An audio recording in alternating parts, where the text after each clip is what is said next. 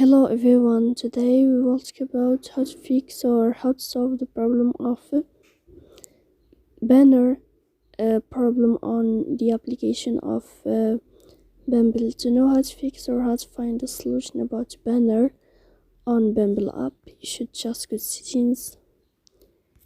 In the first, you can search about Bumble app and you can click here. Then you can go to first stop and you can click OK. After that, you'll enter to the window of storage. Then you can click clear cache. Don't click clear data because that can cause you errors that can delete your account. In the end, you can turn off your phone and you can wait a moment to turn on your phone again.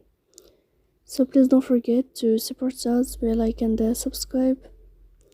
See you next time in another video.